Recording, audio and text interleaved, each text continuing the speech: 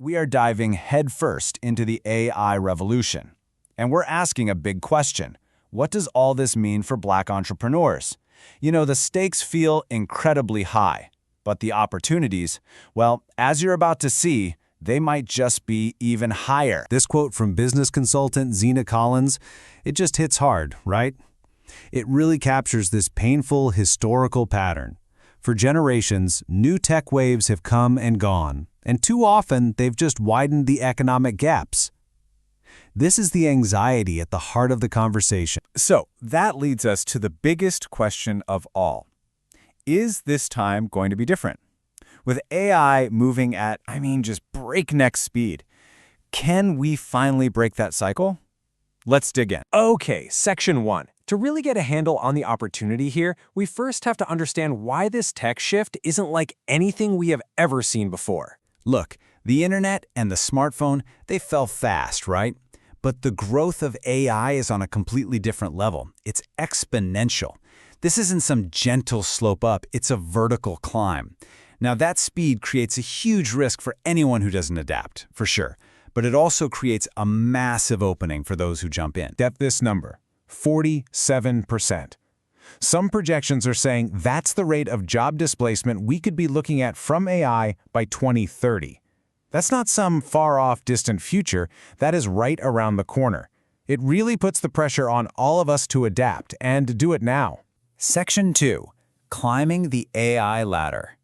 So, how do we even begin to understand this stuff? AI can feel like this big, scary, impenetrable thing, but AI expert Amahl Williams, he breaks it down into something much clearer, a ladder we can actually climb. So here's how he lays out the evolution. It all started with basic robotics, just automating simple tasks. Then we got large language models, LLMs. That's what most of us are using right now to create content. But the next step, which is arriving as we speak, is large action models, or LLMs. These things don't just write the plan, they actually do the work. And then, on the horizon, superintelligence. And this is the key difference right here, creating versus doing. An LLM is like your assistant. It helps you create content. It can draft an email for you, write some website copy. But a LLM is an agent. It actually does the work. It takes the plan and it executes it. It sends the invoices. It manages payroll. It carries out entire projects. And this is where the forecast gets a little startling. Williams predicts that next stage, AI that can reason and operate all on its own, is no longer just sci-fi. He believes a version of it could actually be in production this year. Think about that. If he's right, it would be the first time a non-human intelligence enters our environment to work autonomously. Section 3. The new role, architect. So if AI is going to be doing more and more of the work, what's left for us to do? You might think, well, I need to be a coder, but the game is completely changing. The most important job of the future might not require any code at all. I want you to meet the solution architect. This is the new key role. And it's not about writing lines of Python. It's about understanding a problem and then being able to clearly explain the solution you want to an AI. It's about being the strategic thinker, the director of a new digital workforce. And this is what makes this whole opportunity so accessible. The barrier to entry isn't a computer science degree anymore. It's the ability to think critically, the ability to communicate clearly, and the ability to have a real conversation with a machine to get the outcome you want. These are fundamentally human skills. All right, Section 4, your AI survival kit. So, if you've got those core skills, how do you even get started? Well, this is the really crucial part. The resources and, believe it or not, the funding, they are surprisingly close at hand. This is a potential game changer. Seriously, forget about chasing venture capital or trying to crowdfund everything. There's a massive new funding opportunity opening up right at the state government level. $33 billion.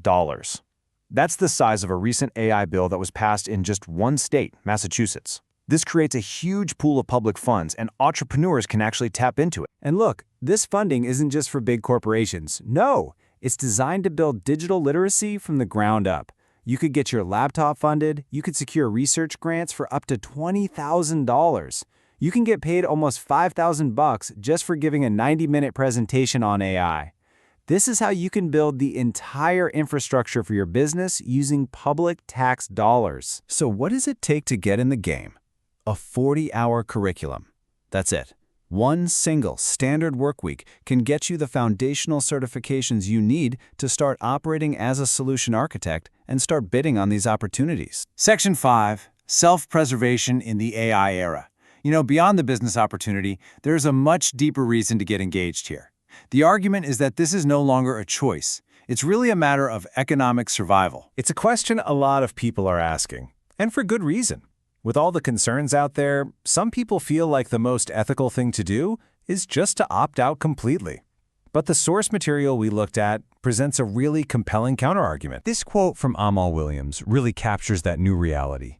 AI is already here. It's in our phones, it's in our social media feeds, it's in our banks.